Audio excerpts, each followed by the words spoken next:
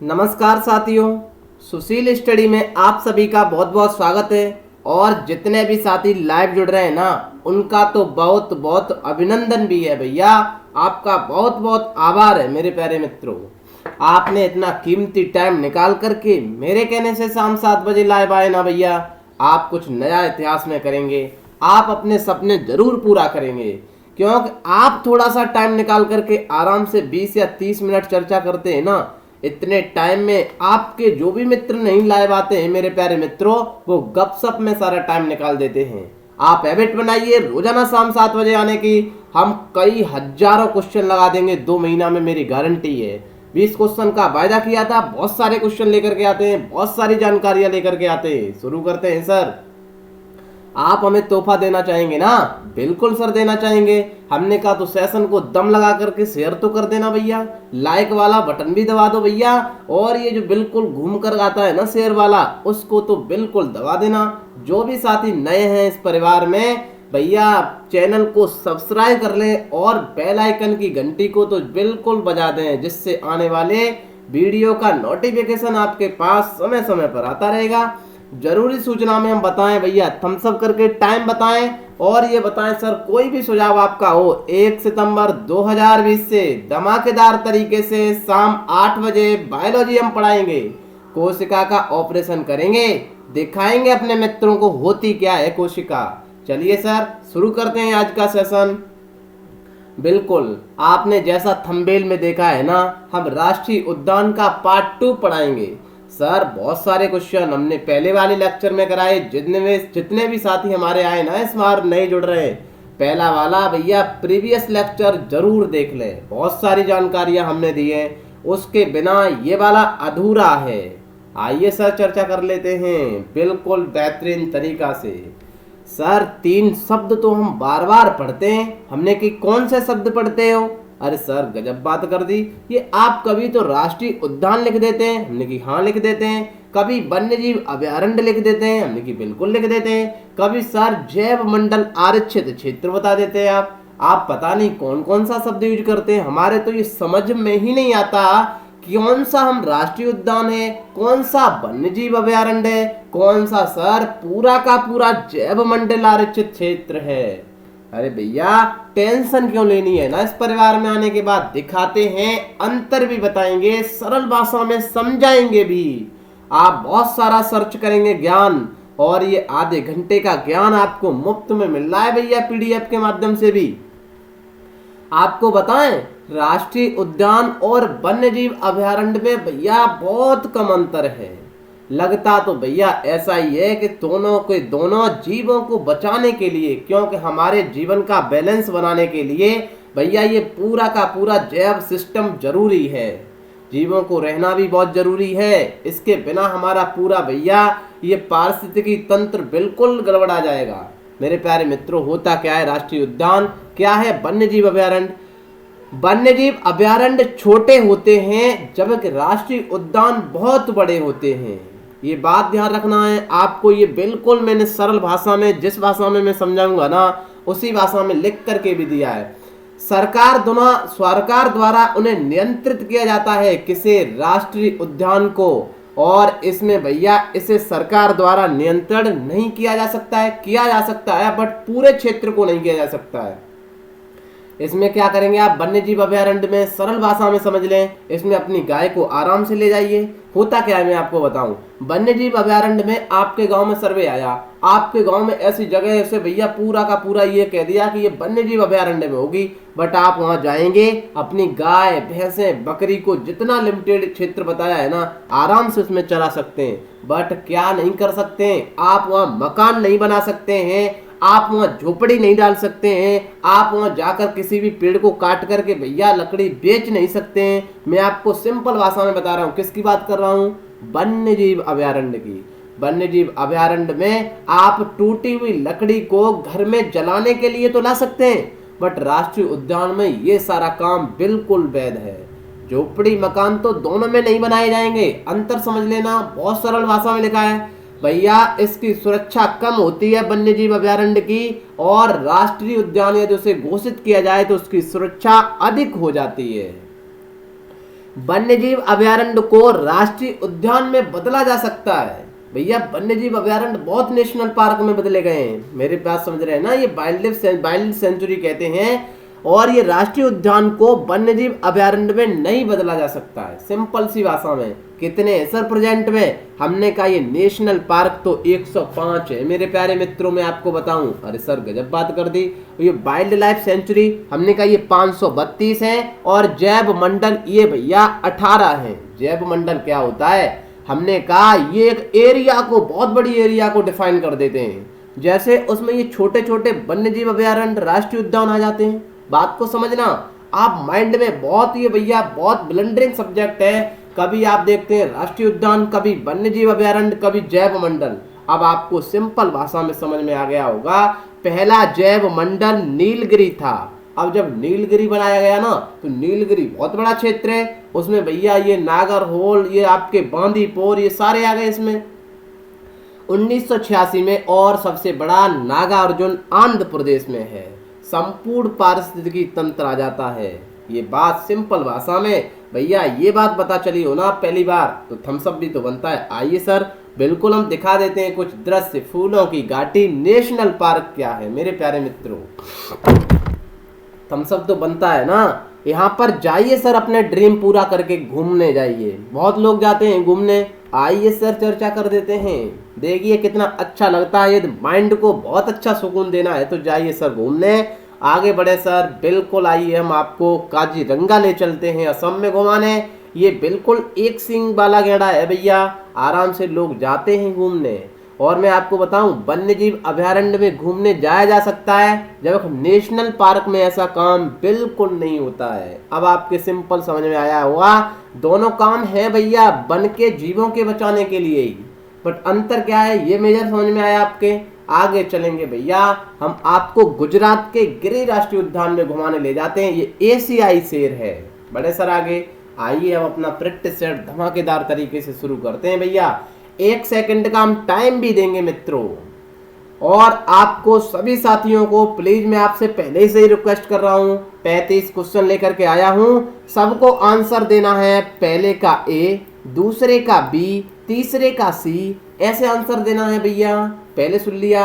और सभी मित्र आंसर दिया करें। हारने से तो हमें घबराना ही नहीं है भैया, हार ही तो जाएंगे। आप बताना, हारने में तो जाता ही कुछ नहीं है। आप बिल्कुल भी ना पढ़ेंगे ना, फिर भी आप हार जाएंगे। आपने जब ठान ही लिया है कि हम कुछ बनेंगे, कुछ करके दिखाएंगे इतिहास में, तो मित्रों क्यों उससे घबरा रहे हैं? आंसर दिया करें। गलत होगा जब सही आंसर पता चलेगा ना, मैं बताऊंगा, आपके माइंड में लंबे टाइम तक स्टोर होगा। बड़े सर, मैंग्रोव वे पेड़ हैं जिनमें होता है, गुरुदेव मैंग्रोव वे पेड़ है, हमने तो करंट में बहुत सुना था मैंग्रोव वन, आप बताते थे। हमने कहा हम बताते थे ना, आंसर दो इसका कौन सा है पहले का। हम बहुत अच्छे तरीके से आपको पढ़ाते थे भैया। ये दलदल में पाया जाता है, दलदल की वजह से इसकी जड़ें ऊपर सांस लेने के लिए आ जाती हैं। देखना कितनी जानकारी हम देते हैं। मैंने कभी हार मानी है? आप बताएं, आप कितने व्यू आए? हमारा परिवार अभी स्टार्टिंग कर रहा है, मैंने हार नहीं मानी है। मैंने बिल्कुल अपने सपनों को, ड्रीम को ऊंचा बना रखा है भैया, वहां तक जरूर पहुंचेंगे, देखना आप। हमने बताया था जड़ें दलदल में पाई जाती हैं। गुरुदेव दलदल में क्यों पाई जाती हैं? हमने कहा हम बताएं आपको, ये जो बिल्कुल जो डेल्टाई क्षेत्र होते हैं ना, ये पूर्वी तट वाले क्षेत्र होते हैं। समझना सवाल आ गया है, बहुत ध्यान से समझना मेरी बात को। अब मैं गहराई से बातें आपको बताऊंगा भैया, डेप्थ में बताऊंगा। ये सेशन डबल सेशन करते हैं, कोई भी क्वेश्चन छोड़ना नहीं है। जब ये ज्वार यहाँ पर आती है, जैसे आप जानते हैं ना, समुद्र में जैसे ही ज्वार आती है, पूर्वी घाट पर जैसे ही ज्वार आएगी ना, तो ये पानी उछल करके भर जाता है गड्ढों में। समझना, इन्हें ज्वारी वन भी कहते हैं। जब ये गड्ढों में भर जाता है तो वहां दलदल की स्थिति बन जाती है। इसी दलदल में मैंग्रोव वनस्पति पाई जाती है। मैंग्रोव क्या होती है? यदि पूछा जाए कभी पीसीएस का एग्जाम देना है तो मेरे प्यारे मित्रों, कि मैंग्रोव खारे पानी में, नमकीन पानी में जो ज्वारी पानी होता है ना, जो ज्वार के द्वारा उफन करके पानी गड्ढों में भर गया था, उसी में पैदा होती है वनस्पति। सुंदरवन वनस्पति इसे भी कहते हैं। दलदल में पाई जाती थी गुरुदेव, श्वास वाली जड़ें थी। हमने कहा सी ऑप्शन बिल्कुल सही है। बड़े सर आगे, भारत में वर्ष 1936 में स्थापित प्रथम राष्ट्रीय उद्यान का क्या नाम रखा गया था? आग लगा दो भैया दिल्ली पुलिस में। मेरे प्यारे मित्रों बताओ, मैंने बताया था। टाइम भी आपको दे रहा हूं 2 सेकंड का। जम करके ये परिवार अपना तसल्ली से चर्चा करता है भैया। कितने भी दिक्कतें सामने आ जाए ना, हम एक इतिहास जरूर लिखेंगे, एक नया पन्ना बनाएंगे भैया अपनी हिस्ट्री में। मेरे प्यारे मित्रों बताओ, 1936 में उसे हम भैया हेली नेशनल पार्क कहते थे। बताया था आपको, हेली नेशनल पार्क कहते थे। याद करो मेरे प्यारे मित्रों। इससे ही 1973 में क्या चलाया गया था? अरे गुरुदेव गजब बात कर दी, प्रोजेक्ट टाइगर चलाया गया था। हमने कहा आपको पता है ना, वन्य जीव संरक्षण जो अधिनियम 1972 में आया था ना, उसके तुरंत 1 साल बाद यहां से प्रोजेक्ट टाइगर चलाया गया था। बहुत सारे प्रोजेक्ट पूछे जाते हैं, मैं आपको बता दूं, आप लिख लेना, लिखना चाहे तो। प्रोजेक्ट टाइगर 1973 में चलाया गया था। हाथी टाइगर जो हाथी संरक्षण अधिनियम 1992 में आया था। मगरमच्छ को बचाने के लिए 1974 में अधिनियम आया था। और सर गिद्ध को बचाने के लिए 2006 में आया था। और गंगा की जो नदी, गंगा नदी में जो डॉल्फिन पाई जाती है ना, उसे राष्ट्रीय जलीय जीव घोषित किया था। उसे बचाने के लिए अधिनियम 2009 में आया था। बहुत महत्वपूर्ण सवाल है डॉल्फिन वाला। डॉल्फिन बिल्कुल मनुष्य की तरह जीना चाहता है। मोदी जी का ट्वीट पढ़ा होगा आपने। बड़े सर आगे, असम, कर्नाटक, मिजोरम एवं ओडिशा में से किस राज्य में दंपा टाइगर रिजर्व स्थित है? लॉजिक लगाना है सवाल में मेरे प्यारे मित्रों। लॉजिक से ये सवाल आराम से हो सकता है जनाब। तीसरे का आंसर दें सभी मित्र, प्लीज सभी मित्र आंसर दिया करें। मैं 2 मिनट सोचने का टाइम भी आपको दे रहा हूं। असम, कर्नाटक, मिजोरम, ओडिशा में से किस राज्य में दंपा टाइगर रिजर्व स्थित है? सर असम में तो काजीरंगा मानस पढ़ा था। हमने कहा आपने जो पढ़ा है ना उसे हटाते जाएं, नहीं पढ़ा है ना वो आंसर निकल आएगा भी। कर्नाटक में तो हमने नागरहोल, बांदीपुर ऐसे पढ़े, दंपा टाइगर हमने पढ़ा ही नहीं है। हमने कहा ओडिशा में कौन सा पढ़ा था? सिमलीपाल, ओडिशा में भितरकनिका पढ़ा था। हमने कहा मिजोरम में तो हमने पढ़ाया ही नहीं है। तो ऑप्शन भैया बिल्कुल सवाल को ऐसे क्रैक किया करें आप। दंपा टाइगर कहां पर होगा? मिजोरम में। ए ऑप्शन बिल्कुल सही है। सरिस्का और रणथंभौर सिंह, हिरन, रणथंभौर सिंह, हिरन, बाघ तथा भालू में से किसका सुरक्षित स्थान है? सरिस्का बताया था, रणथंभौर भी बताया था, ये राजस्थान में है। मैंने बताया था आपको, सरिस्का, रणथंभौर याद करिए।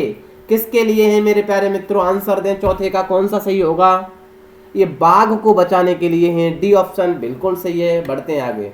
साइलेंट वैली कहां पर स्थित है? अरे सर ये तो करंट में बहुत बार पढ़ाया था। साइलेंट वैली, फूलों की घाटी, हमने कहा याद करिए मित्रों, सारा कुछ करंट का ही खेल है। ये केरल में पाई जाती है। 5 का ए। मैं आपको बताऊं, ये जो साइलेंट वैली है ना, यहाँ पर भैया पादप और जो प्राणियों की जो दुर्लभ जातियां पाई जाती हैं, बहुत यहाँ दुर्लभ जातियां पाई जाती हैं। केरल में जो साइलेंट वैली है ना, साइलेंट आप रहेंगे तो क्या रहेंगे? मौन रहेंगे। साइलेंट वैली कहें या मौन की घाटी कहें, एक ही बात है। क्वेश्चन नंबर 6 देखिए भैया। केरल की मौन घाटी भारत में एकमात्र सदाबहार वन है। अरे नहीं तो सर, मौन घाटी साइलेंट वैली है। हमने कहा बढ़िए। इसमें महंगी इमारतों लकड़ी पाई जाती, लकड़ी के पेड़ है ना। इसमें पादप तथा प्राणियों की दुर्लभ जातियां हैं। हमने कहा बिल्कुल सही है। केरल की जो साइलेंट वैली है ना, जिसे हम मौन घाटी कहते हैं गुरुदेव, उसमें पादप तथा प्राणियों की दुर्लभ जातियां पाई जाती हैं। 6 का सी ऑप्शन बिल्कुल सही होगा। बढ़े आगे। किस राज्य में राष्ट्रीय उद्यान वैली ऑफ फ्लावर्स स्थित है? लॉजिक लगाना थोड़ा भी। फ्लावर्स स्थित है, शब्द पर ध्यान दिया करें आप, क्वेश्चन को समझा करें। फ्लावर्स मतलब फूलों की घाटी। अभी बताया था ना। 7 का आंसर हमारे मित्र चुटकियों में उड़ा देंगे, मुझे ऐसी आशा है भैया। आंसर दें, सभी आंसर दें। परिवार शुरुआत कर रहा है, कोई दिक्कत नहीं है भैया। एक दिन जरूर मंजिल हासिल करेगा। हार नहीं मानेंगे हम, रार नहीं ठानेंगे। 7 का आंसर कौन सा सही होगा मेरे प्यारे मित्रों? उत्तराखंड। ए ऑप्शन बिल्कुल सही है। पारिस्थितिकी संतुलन बनाए रखने के लिए भारत में जंगल कितने अनुपात में होना चाहिए? मैं आपको बता दूं, लगभग 33% भैया बिल्कुल जंगल जरूरी हैं। ये बिल्कुल पारिस्थितिकी बनाने के लिए, हमारा जो बैलेंस बनाने के लिए 33% सही आंसर होगा। 31 से 34%। बढ़े आगे। किस राज्य में वनों का सर्वोच्च प्रतिशत है? मेरे प्यारे मित्रों बताएं, कौन से राज्य में वन सबसे ज्यादा पाए जाते हैं? मैंने कल ही बताया था आपको, मैंने बोला कल का सेशन बहुत महत्वपूर्ण है। जिस भी भैया विद्यार्थी ने नहीं देखा है, आप जाइए आराम से देखिए। बताएं भैया 9 का आंसर कौन सा होगा? हमने बताया था वैसे भैया क्षेत्रफल के हिसाब से देखा जाए तो सबसे ज्यादा कहां पर है? मध्य प्रदेश में। और वनों के हिसाब से देखा जाए तो मिजोरम में। सी ऑप्शन बिल्कुल सही है। 90% पाए जाते हैं यहाँ तो वन। भारत में सबसे बड़े क्षेत्र में फैले हुए वन कौन से हैं? अरे गुरुदेव ये बात बताओ। हमने कहा बताओ आंसर भैया, सबसे ज्यादा कौन से वन हैं? हम बताएं आपको 10 का आंसर कौन सा है? आप पहले बताएं। 10 का आंसर ए सही होगा। उष्णकटिबंधीय पर्णपाती वन सबसे ज्यादा फैले। जो भी क्वेश्चन नहीं नया लगता है ना आपको, आप लिख लिया करें कि मुझसे ये नहीं आता है, आप नोट करिए। आशा है ना मुझे आपके पास पेन है। निम्नलिखित में से किसे यद्यप उद्यान, जो राष्ट्रीय उद्यान पढ़ते हैं ना, उसे हम गार्डन भी तो कहते हैं, गार्डन कहा जाता है। ये सारे प्रीवियस क्वेश्चन है जनाब, किंतु वास्तव में वो गार्डन नहीं है। कौन सा है? ये तो हमारे मित्र आराम से लगा देंगे। 11 का आंसर। हमसे ज्यादा इसका आंसर आपको पता है मेरे प्यारे मित्रों। प्लीज 11 का आंसर सभी दें। कोलकाता का ईडन गार्डन। यहाँ तो मैच खिलता है भैया, ये गार्डन नहीं है वाकई में। इसका नाम तो गार्डन है, आपने देखा नहीं है। यहाँ तो क्रिकेट खिलता है तो कैसे गार्डन हो गया? ये कैसे भैया नेशनल पार्क घोषित हो गया? ये बिल्कुल नहीं है। 11 का ए ऑप्शन बिल्कुल सही है। नामदफा नेशनल पार्क है। अरे सर ये भी सवाल पूछोगे? हमने कि हाँ भैया पूछेंगे। आप बताओ। इसे तो हमारे मित्र चुटकियों में उड़ा देंगे। ये तो कल ही हमने बात की थी इसकी। बताओ सर 12 का आंसर। ये अरुणाचल प्रदेश में है। बी ऑप्शन बिल्कुल सही है। यह एकमात्र सेंचुरी है जहां कश्मीरी महामृग पाया जाता है। ध्यान से समझे, हर सवाल पर आप ध्यान जरूर लगाया करें। कश्मीरी महामृग पाया जाता है। अरे जम्मू कश्मीर में ऐसा कोई नेशनल पार्क है क्या? हमने क्या पढ़ाया था आपको जनाब? जम्मू कश्मीर में नेशनल पार्क पूछ रहे सर आप घुमा करके, क्योंकि कश्मीरी बात चल रही है। तो कश्मीरी जो नेशनल पार्क होगा ना, उसी में तो महामृग पाया जाएगा। हमने कहा बिल्कुल बात सही कही है आपने। अब आप दिमाग लगाओ।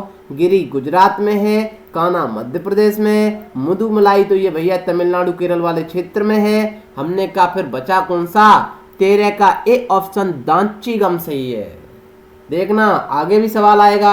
कश्मीरी महामृग ध्यान रखना है।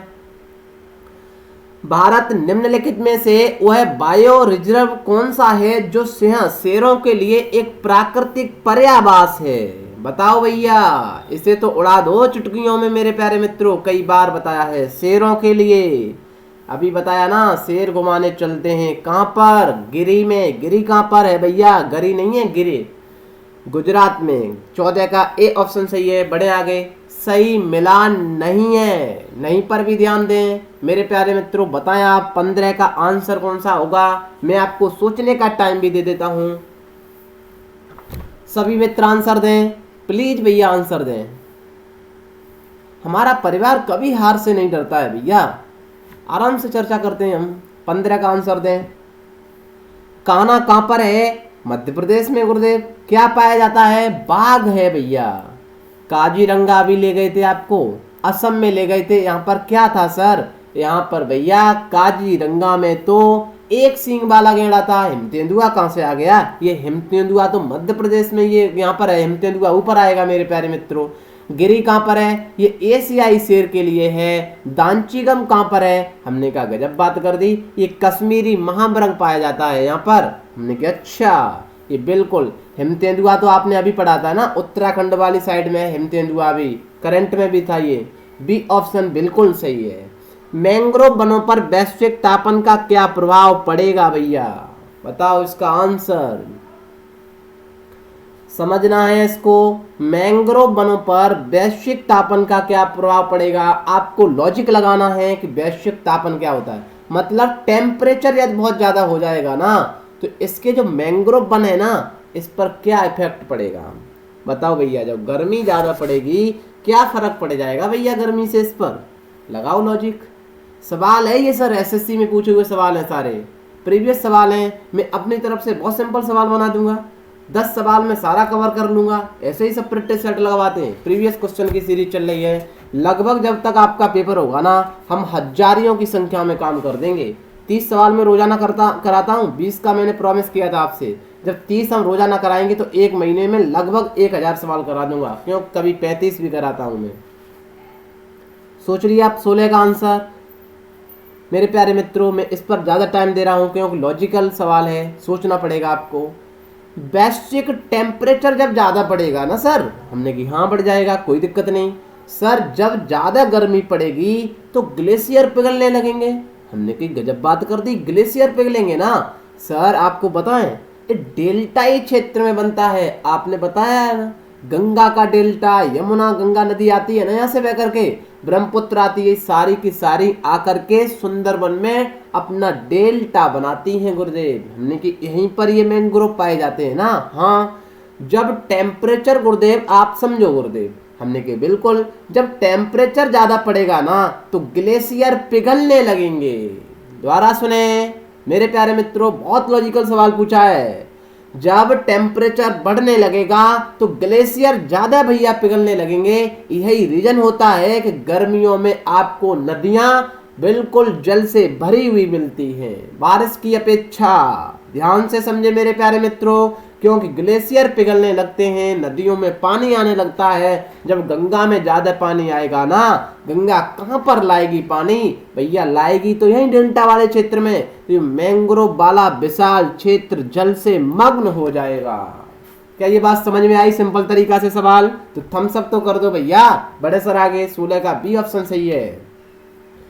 निम्नलिखित में से कौन सा वन जलाक्रांत क्षेत्रों में विकसित होता है? मतलब जल वाले क्षेत्र में कौन सा वन होता है? सर सवाल का घुमाने का तरीका देखिए मेरे प्यारे मित्रों, बहुत सारे बच्चे यहीं पर कंफ्यूज कर गए कि जलाक्रांत क्षेत्र में मतलब जल वाले क्षेत्र में कौन सा वन होता है। हमने तो अभी बताया था सर, दलदल में, जल वाले क्षेत्र में पूछा जाए, ज्वारी वाले क्षेत्र में पूछा जाए, कौन सा आंसर होगा भैया? मैंग्रोव वन होगा। 17 का ए ऑप्शन सही है। सुंदरी वृक्ष निम्नलिखित में से किसकी एक विशेष प्रकार की वनस्पति है? भैया क्वेश्चन को देखो किस तरीका से घुमाता है मेरे प्यारे मित्रों। आप दिल्ली पुलिस का एग्जाम लिखने जाएं, किसी भी पुलिस का एग्जाम लिखने जाएं, कौन सा भी जीएस, सब में आती है भैया ये सवाल। ज्वारीय वन बताया था ना अभी, बी ऑप्शन बिल्कुल सही है। निम्न में से किसे वैश्विक विरासत का वन माना जाता है? मेरे प्यारे मित्रों, वैश्विक विरासत मतलब यूनेस्को की विश्व विरासत में स्थल है। सवाल को देखिए किस तरीका से घुमा रहा है मेरे प्यारे मित्रों। असम का काजीरंगा भी है, पश्चिम बंगाल में सुंदरबन भी है। आपको पता होना चाहिए काजीरंगा 1905 में स्थापना की गई थी और 1985 में इसकी भैया बिल्कुल इसे यूनेस्को की विश्व विरासत में शामिल कर लिया गया था और पश्चिम मतलब घोषित कर दिया गया था। पश्चिम बंगाल के सुंदरबन को 1987 में किया गया था। ध्यान से समझें, इसे 1987 में, इसे 1985 में मेरे प्यारे मित्रों। ठीक है, दोनों को भैया वैश्विक विरासत में माना जाता है। सी ऑप्शन बिल्कुल सही है। भारत में समुद्री गाय किसके बायो रिजर्व क्षेत्र में पाई जाती है? मैं आपको बता दूं, ये 20 का जो मन्नार की खाड़ी में पाई जाती है, इसे डुगांग भी कहते हैं। 20 का सी ऑप्शन बिल्कुल सही है। ये पाक की खाड़ी, मन्नार की खाड़ी, यहाँ बिल्कुल भैया श्रीलंका वाले क्षेत्र में खूब पाई जाती है। ठीक है, ये बिल्कुल समुद्र पर कोई इफेक्ट नहीं डालती है। मध्य प्रदेश का शिवपुरी राष्ट्रीय पार्क किस लिए बहुत ज्यादा महत्वपूर्ण है? मेरे प्यारे मित्रों, बहुत महत्वपूर्ण सवाल है, बताएं आंसर इसका दें। 21 का कौन सा आंसर सही होगा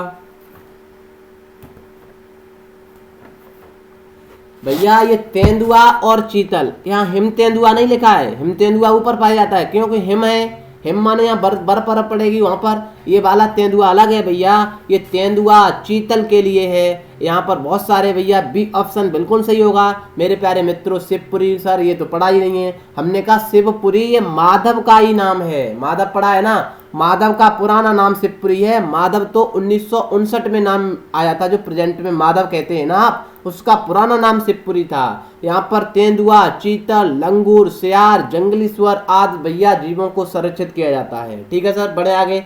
पंचमढ़ी जीव संरक्षण क्षेत्र कहाँ पर स्थित है मेरे प्यारे मित्रों, बताएं आंसर। पंचमढ़ी, सर पंचमढ़ी तो मध्य प्रदेश में है ना। 22 का सी ऑप्शन बिल्कुल सही है। बढ़े आगे। विश्व का एकमात्र प्लाबी राष्ट्रीय पार्क स्थित है भैया, बताओ ये वाला आंसर। ऐसा कोई भैया हमारा साथी नहीं है इसका आंसर ना पता हो, बट भैया कंपटीशन कम करने के लिए एग्जामिनर ने क्या घुमाया है उसे देखिए जनाब। आपको ये वाला सेशन बहुत ऊंचाइयों पर ले जाएगा, क्योंकि आप रोजाना 7 बजे हमें आधा घंटा देते हैं ना। बिल्कुल भैया, बताओ विश्व का एकमात्र प्लाबी राष्ट्रीय पार्क कहाँ स्थित है। प्लाबी समझिए भैया, प्लाबी का मतलब फ्लोटिंग, फ्लोटिंग मतलब तैरता हुआ। अब आंसर दे देंगे आप। सर गजब बात कर दी। केवल लामजाओ मणिपुर में स्थित है। यहाँ तो गुरुदेव एक फुमडी पाई जाती है। वो यार एक हिरन है ना गुरुदेव, हमने हाँ वो बड़ा डांस करता है यहाँ पर। हमने क्या करता है, एक से दूसरे पर कूदता है ना, ऐसा लगता है भैया बड़ा मस्ती में झूम रहा है, डांस कर रहा है। हमने कहा अच्छा मणिपुर में है। भारत में जैव मंडल रिजर्व की स्थापना कहाँ से स्टार्ट की गई थी, मतलब सबसे पहले जैव मंडल कहाँ बनाया गया था, ये वाला सवाल पूछ रहे हैं। हमने कहा भैया 24 का आंसर तो हमारे मित्र आराम से दे देंगे। बताओ भैया जैव मंडल। सर नीलगिरी है, 24 का ए ऑप्शन सही है। हम बताएं ना नीलगिरी कहाँ कहाँ तक है। तमिलनाडु, केरल, कर्नाटक वाले क्षेत्र में संयुक्त में नीलगिरी पाई जाती है मेरे प्यारे मित्रों। ये वायनाड जहाँ से अपने राहुल गांधी चुनाव लड़ते हैं ना, यहाँ से भैया बिल्कुल क्षेत्रीय सब नीलगिरी में आते हैं, जो जैव मंडल घोषित कर दिया गया है। बड़े आगे। नागरहोल नेशनल पार्क किस राज्य में है, ये तो बता देंगे ना आप। 25 का ए ऑप्शन सही है। नागरहोल पढ़ाया था, कर्नाटक में। भारत में वर्षा वन कहाँ पाए जाते हैं भैया, बताओ 26 का आंसर कौन सा सही होगा। वर्षा कहाँ कहाँ पर होगी, मानसून कैसे चलते हैं, हमारे मित्र आराम से बता देंगे। सर ये बहुत सिंपल सवाल है। मानसून तो पश्चिमी घाट से उठते हैं भैया, उत्तर पूर्वी हिमालय पर आराम से वर्षा करते हैं। वर्षा वन यहीं तो पाए जाएंगे। 26 का सी ऑप्शन बिल्कुल सही है। मुदमलाई वन्य प्राणी सेंचुरी किस राज्य में है, हमने तो आपको तमिलनाडु बताया था भैया, क्योंकि हमने लिख करके भी दिया था कि मुदमलाई तमिलनाडु में। मतलब इसका है कि मुदमलाई का ज्यादातर क्षेत्र कहां पर है, तमिलनाडु में, बट ये फैला केरल में भी है, तमिलनाडु में भी है, कर्नाटक में भी है। भैया याद रख लेना चाहिए, वेरी इंपोर्टेंट सवाल है। सभी में फैला हुआ है। कौन सा, मुदमलाई वन्य प्राणी सेंचुरी। ठीक है। निम्नलिखित में से किसको भारत का पारिस्थितिकी तप्त स्थल कहा जाता है भैया, बताओ सबसे ज्यादा पारिस्थितिकी में कौन सा क्षेत्र आता है मेरे प्यारे मित्रों। सर गजब बात कर दी आपने, ये तो हमें पहले से ही पता है। पश्चिमी घाट पर बहुत सारे वन पाए जाते हैं या वर्षा होती है ना, हमने कहा। और आपने अभी बताया था पूर्वी हिमालय पर वर्षा होती है। जिस जगह पर ज्यादा वर्षा होगी ना, वहां तो बहुत सारी वनस्पति पाई जाएंगी। ये बी ऑफ सी ऑप्शन बिल्कुल सही है, दोनों पश्चिमी घाट और पूर्वी हिमालय। बड़े आगे। नेपाल में कौन सा राष्ट्रीय उद्यान नेशनल पार्क भारत के वाल्मीकि राष्ट्रीय उद्यान के बिल्कुल समानांतर है भैया। वाल्मीकि कहाँ पाया जाता है, सर बिहार में पाया जाता है। हमने कहा बिहार से तो भैया, बिहार से नेपाल की रोटी बेटी के संबंध है। चितवन राष्ट्रीय उद्यान पाया जाता है। बहुत महत्वपूर्ण सवाल है, पूछा जाएगा। नेपाल बहुत ज्यादा चर्चा में है भैया। वाल्मीकि के बिल्कुल निरंतरता है। सवाल को देखिए एसएससी कहां से पूछता है भैया, क्योंकि आपको पता है मेरे प्यारे मित्रों कितने थे, हम तो इंपोर्टेंट पढ़ रहे हैं ना। 532 थे, वो 105 थे, वो 18 थे, इतने थोड़ी नहीं पढ़ेंगे हम। मध्य भारत टीक, मध्य भारत में जो लकड़ी पाई जाती है उसका नाम है टीक लकड़ी। ये किसका उत्पाद है भैया, बताओ मेरे प्यारे मित्रों। आंसर दो 30 का। पता नहीं होगा शायद आपको ये वाला। टीक लकड़ी से बहुत सारे फर्नीचर बनाने में बहुत महत्वपूर्ण है। ये कहां पर पाई जाती है टीक लकड़ी, मध्य भारत में। उष्णकटिबंधीय आर्द्र पतझड़ी वन है भैया। बी ऑप्शन बिल्कुल सही है मेरे प्यारे मित्रों। बढ़ते हैं आगे।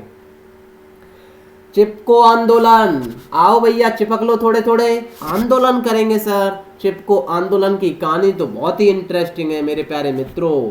ये किस लिए 1973 में शुरू किया गया था, वो सॉरी हाँ 1973 में शुरू किया गया था। चिपको आंदोलन आपको पता है चमोली जिला से टिहरी गढ़वाल उत्तराखंड, अब तो ये उत्तराखंड में पहुंच गया है ना चिपको आंदोलन। हमारे मित्रों को ये भी पता है ये किन के नेतृत्व में किया गया था। सुंदरलाल बहुगुणा, गौरा देवी, चंडी प्रसाद भट्ट के नेतृत्व में ये भैया पेड़ों से चिपक कर ये आंदोलन शुरू किया गया था। मेरे प्यारे मित्रों, ये बात आपको अतिरिक्त तरीके से पता होना चाहिए। कौन सा पता होना चाहिए? हमने क्या नाम बताया था? सुंदरलाल बहुगुणा, द्वारा सुन ले, गौरा देवी, चंडी प्रसाद भट्ट। कब शुरू किया गया था? 1973 में। कहां से किया गया था? चमोली जिले से।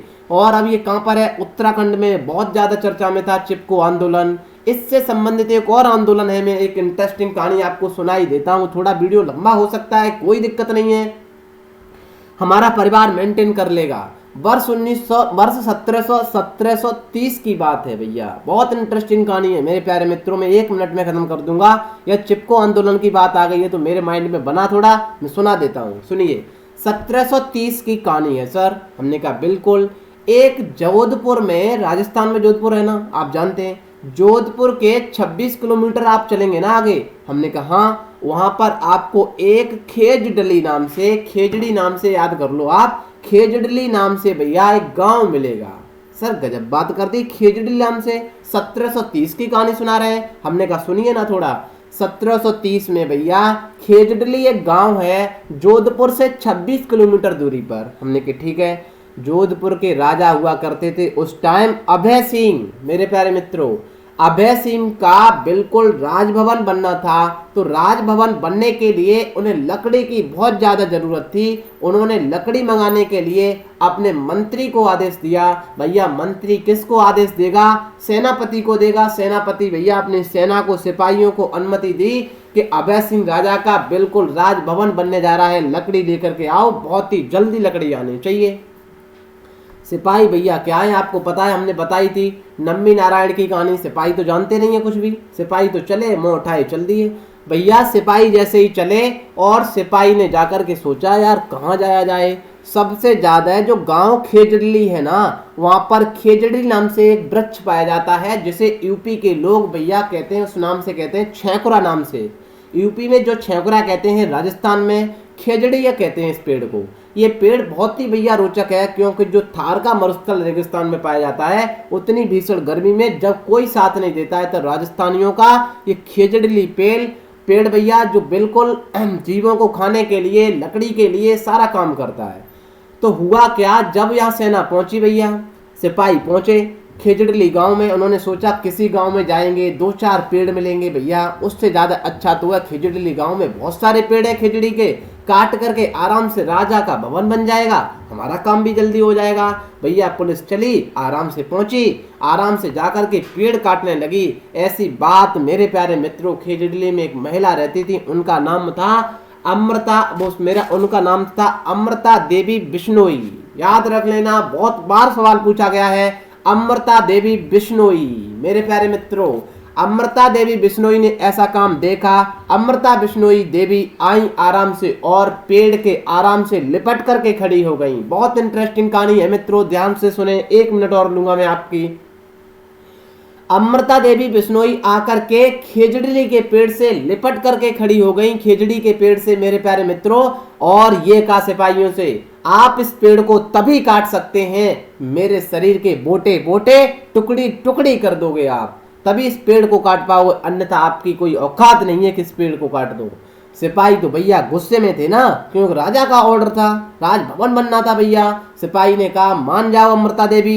अमृता देवी ने कहा मैं पीछे हटने वाली नहीं हूं, मेरे ये बिल्कुल बालक के समान पेड़ हैं। देखिए सर, जुनून और जज्बा, आग लगाने का काम ऐसे लोग करते हैं जो पेड़ से भी दिल से भैया प्यार करते हैं। मेरे प्यारे मित्रों, भैया अमृता देवी नहीं हटी, सिपाहियों ने कुल्हाड़ी से हत्या की, उनके बोटी बोटी की। अमृता देवी बिश्नोई की 3 बेटियां थी मेरे प्यारे मित्रों। बेटियों ने अपनी मां की हत्या को देखा, बेटियां तुरंत बिल्कुल अपने जोश में आकर के उन पेड़ों से लिपट गईं, खेजड़ी के पेड़ से।